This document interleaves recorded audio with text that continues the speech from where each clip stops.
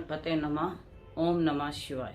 कुछ ग्रहों के परिवर्तन हो रहे हैं और कुछ उदय और अस्त हो रहे हैं, उनके बारे में बताने आई हूँ कि 5 जनवरी को जो शुक्र है वो अस्त हो चुके थे और 12 जनवरी को शुक्र उदय हो जाएंगे। काल पुरुष की अगर आप कुंडली देखते हैं तो 10वें स्थान में मकर के सूर्य जो हैं वह 14 जनवरी को आएंगे और उस वक़्त सूर्य संक्रांति मानी जाती है और मकर के सूर्य आने से उत्तरायण सूर्य जो होते हैं उसके लिए आपको मालूम है भीष्म पितामह जी ने भी अपनी मृत्यु का इंतजार किया था कि मैं उत्तरायण सूर्य में ही अपने प्राण त्यागूंगा। तो एक तो ये बात हो गई।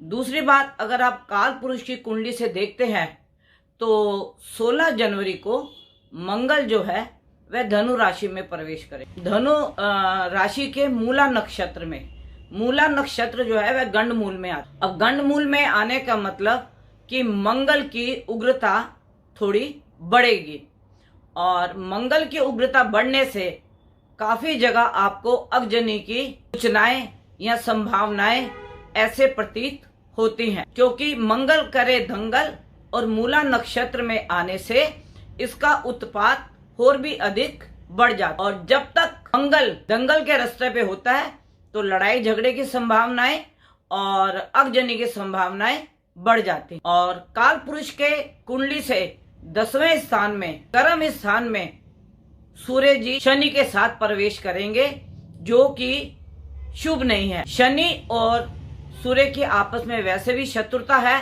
और सूर्य जो है मकर राशि में कंफर्टेबल नहीं होता और वहां पे उनके पुत्र पहले से ही विराजमान। तो मुझे ऐसे संभावना लगती है कि 8 जनवरी को मीन राशि होगी, जल तत्व राशि होगी और जल तत्व राशि होने से जो ये ओमिक्रॉन का कोरोना है इसके फैलने की संभावना लग रही है और अधिक 8 जनवरी से लेके और ये 20-22 फरवरी तक तो काफी बढ़ने की संभावना है। वैसे तो मैंने अपनी पिछली वीडियो में जनवरी, फरवरी, मार्च, अप्रैल तक बताया, लेकिन जो ये बीच का पीक का पीरियड है जिसमें सूर्य की संक्रांति बदल रही है शनि के साथ, तो ऐसी संभावनाएं लगती हैं कि यह कोरोना काफी बढ़ेगा और काफी राज्यों में आपस में उत्पात होने की भी, लड़ाई झगड़े होने की भी संभावना लगती है।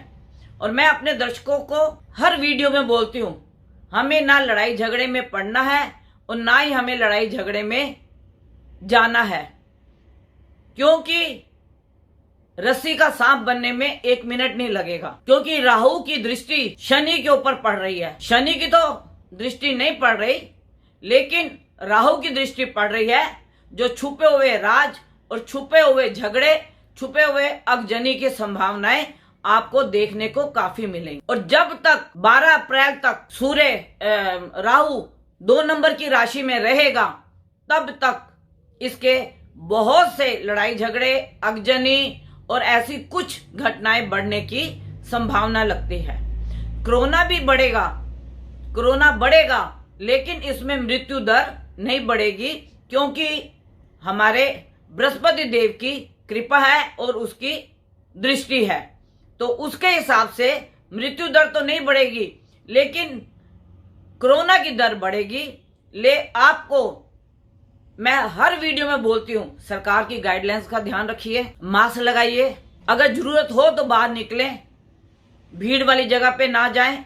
ये मेरा हर वीडियो पे कहा जाता है और मैं हर वीडियो में कहूंगी जब तक ये कोरोना का प्रकोप हमारे देश से नहीं जाता। तो मेरी आप सबसे हाथ जोड़ के विनती है कि जो ये कोरोना का प्रकोप आया हुआ है इसे आप बढ़ने मत दीजिए। आपको रैलियों में जाने की जरूरत नहीं। 2022 पूरा मुझे लगता है बंद रहेंगे। जिस तरीके से कोरोना बढ़ रहा है और हर माँ बाप को अपने बच्चे की चिंता है और चिंता होने से कोई भी माँ बाप ऐसा नहीं चाहेगा कि वह अपने बच्चों को स्कूल में भेजे। और मैं मतलब माँ बाप से भी आग्रह करूंगी कि अगर बच्चे स्कूल नहीं जा रहे तो उनकी शिक्षा का जिम्मेवारी आपके ऊपर है। आप उन्हें अच्छे से घर में संस्कार दीजिए, अच्छे से उनको पढ़ाइए, जिससे ऐसा ना हो कि हमारे बच्चे बिल्कुल डल हो जाए, क्योंकि बीमारी के कारण स्कूल तो नहीं खुलेंगे और आप भी स्कूलों में बच्चों को नहीं भेजेंगे, लेकिन ऐसा ना हो कि हमारे बच्चे पढ़ाई में पीछे रह जाए। दूसरी बात, जो ये मकर संक्रांति आ रहे हैं, सूर्य उदय हो रहा है, मैं आप सबसे एक ही विनती करूंगी कि देखिए, सूर्य का मकर राशि में प्रवेश होना, शनि वहां पे पहले विराजमान है और केतु की जब वहां पे दृष्टि पड़ेगी तो अंगारक योग काफी बनने की संभावनाएं लग रही, क्योंकि राहु, मैंने आपको बार बार बोला है, हर वीडियो में मैं बोलती हूं कि राहु जो है छुपे हुए राज, छुपी हुई घटनाएं, छुपे हुए कुछ ऐसे कार्य कर देता है कि आदमी को पता भी नहीं लगता। तो जब तक सूर्य मकर राशि में है तो इसका अंगारक योग रहेगा, और जब इसका अंगारक योग बना होगा तो अगजनी की घटनाएं भी सुनने को मिलेंगी, मारपीट की संभावनाएं भी आपको दिखेंगी। तो मैं अपने दर्शकों को एक ही विनती करना चाहती हूं कि आप इन दुर्घटनाओं से दूर रहें। आपने द्वारकाधीश में ध्वज में आग लगते देखा था और वहां का मंत्रिमंडल पूरा बदल गया था। इसी प्रकार 28-29 तारीख को कांग्रेस ने अपना कांग्रेस दिवस मनाया और सोनिया जी ने झंडा फहराने की कोशिश की थी। झंडा फहराने के लिए वह अपने कांग्रेस भवन में गई थी और उन्होंने झंडा जब फहराने लगी तो वह झंडा, उनके ध्वज उनके हाथ में आके गिर। जब भी किसी देश का, राज्य का कोई भी ध्वज गिर जाए तो वहां पे उस सरकार के लिए काफी मुश्किलें पैदा हो जाती। कांग्रेस तो वैसे भी दबी हुई सरकार चल रही है और एक ये दुर्घटना और हो गई।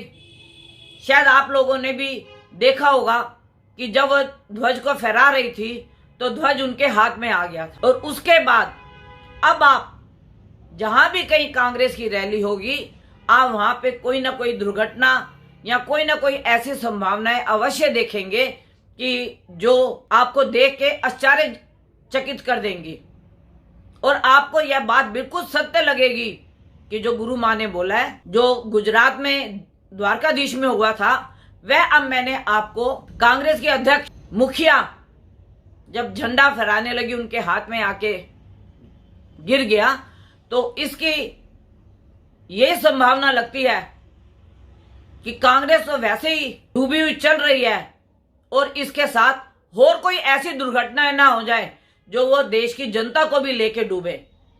तो इसलिए मैं आपसे हाथ जोड़ के विनती करूंगी कि आप प्लीज यूपी की, या जहां भी इलेक्शन होने वाले हैं, पंजाब, यूपी, हिमाचल, कहीं पे भी जहां जहां इलेक्शन होने वाले हैं, आप वहां पर कम से कम भीड़ लगाएं और कम से कम जाएं और किसी भी दुर्घटना के शिकारी ना बने। अगर आपने मेरा चैनल अभी तक सब्सक्राइब नहीं किया तो प्लीज उसे सब्सक्राइब कीजिए, बेल का बटन दबाइए और वीडियो को लाइक और शेयर कीजिए, क्योंकि जब मेरे को बहुत अच्छे अच्छे कमेंट्स आते हैं तो मुझे बहुत खुशी होती है। अभी पीछे किसी ने मुझे कमेंट्स में लिखा था कि सारे एस्ट्रोलॉजर आके बोलते हैं कि हमारी भविष्यवाणी सत्य हुई, हमारी भविष्यवाणी सत्य हुई, लेकिन गुरुमा आपने कभी नहीं बोला था, लेकिन अब आपने भी आके बोल दिया कि देखिए मेरी भविष्यवाणी सत्य हुई। मेरी भविष्यवाणी कहीं सत्य नहीं होती।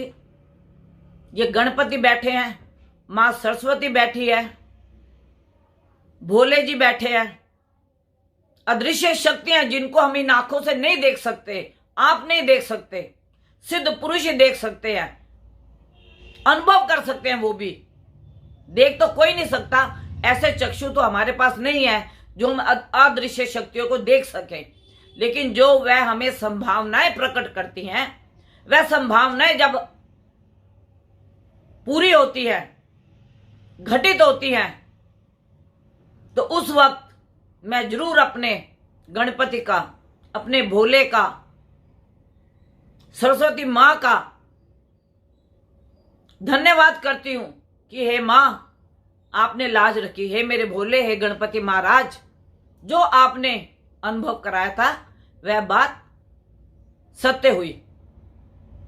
और बहुत से दर्शकों के मेरे को बार बार फोन आ रहे हैं, गुरु माँ आपने नए साल की 12 राशियों की प्रेडिक्शन नहीं की।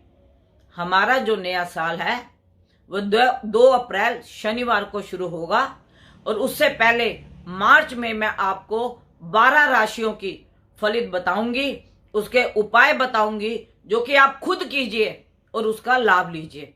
और जो वो मेरे राशिफल होंगे वह 2 अप्रैल से लेके 2022 की और 2023 की अप्रैल तक 2080 की समय तक वह जो भी घटनाएं होंगी वह आपके साथ घटित होंगी, अच्छी हो या बुरी, लाभ वाली हो या हानि वाली, सारी मैं आपको स्पष्ट बताऊंगी। और जिसमें अगर थोड़े बहुत ग्रह वीक होंगे जिससे आपको लाभ नहीं मिलना होगा या हानि की संभावनाएं होंगी, अगर आप उसका पहले ही उपाय कर लेंगे तो आप हानि से बच जाएंगे।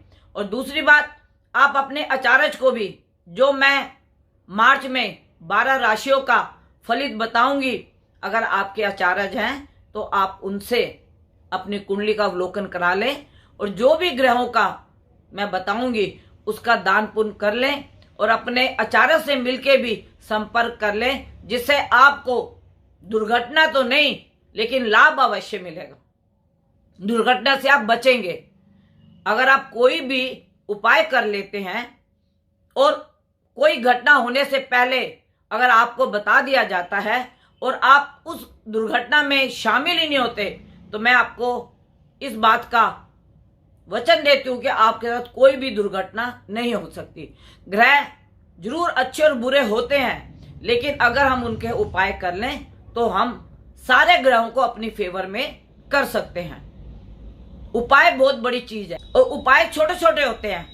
गाय का हो गया, कुत्ते का हो गया, बकरी का हो गया, कौवे का हो गया, पंछियों का हो गया, किसी गरीब का हो गया, या किसी मंदिर में कोई दान हो गया, किसी मंत्र का जाप हो गया। अगर आप ऐसी उपाय कर लेते हैं तो मैं आपको बताऊंगी कि आपके साथ 2022 से लेकर 2023 के अप्रैल तक कोई भी ना दुर्घटना हो सकती है और ना ही कोई किसी आप ऐसी दुर्घटना के शिकार होंगे जिससे कि आपको नुकसान हो। बाकी इतना मेरा आपको कहने का हक बनता है कि किसी भी रैली में बिना मास्क के मत जाइए। सरकार की गाइडलाइंस का ध्यान कीजिए। अगर कोई भी आपको दुर्घटना या कोई ऐसी संभावनाएं लगती हैं तो अपने पास के पुलिस स्टेशन में जाएं, पुलिस से संपर्क करें, उनको सूचित करें और सावधानी बरतें। दूसरी बात, कुछ ऐसी घटनाएं अभी आपको वीडियो बनाते बनाते मुझे ऐसे अनुभव हो रही हैं कि हमारे बॉर्डर पे, भारत के बॉर्डर पे कुछ दुर्घटनाएं होने की संभावना है। राजस्थान का राज्य मुझे काफी लगता है, तो हमें अपने बॉर्डर की सुरक्षा के लिए थोड़ा सा ध्यान रखना है और हमें कोई ऐसी गतिविधि नहीं करनी जिससे कि हमारे पुलिस बल या मिलिट्री बल को किसी प्रकार का नुकसान हो।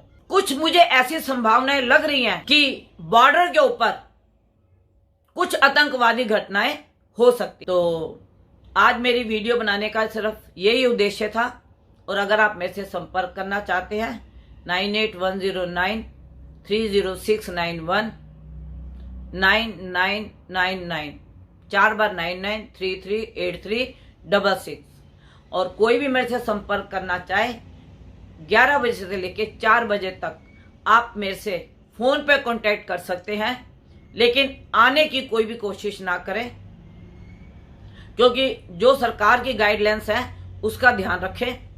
आप भी स्वस्थ रहें, मैं खुद भी स्वस्थ रहूं, और किसी को भी मेरे से कोई परामर्श लेना है तो वह फोन के ऊपर मेरे से परामर्श ले सकता है। मैं उनको फोन पे ही परामर्श दे दूंगी, लेकिन इतना मैं हाथ जोड़ के विनती करूंगी आपसे, आप और आपका परिवार सुखी रहे, सरकार की गाइडलाइंस का ध्यान रखें, घर से बाहर ना निकलें, मास्क लगाएं और अपने बच्चों का भी ध्यान, आप और आपका परिवार सदा खुश रहे, सुखी रहे। मेरी यही भोले से गणपति से प्रार्थना है, मेरी माँ काली से यही प्रार्थना है कि आप सब लोग स्वस्थ रहें और खुशहाल अपनी जिंदगी अपने घर में बिताएं।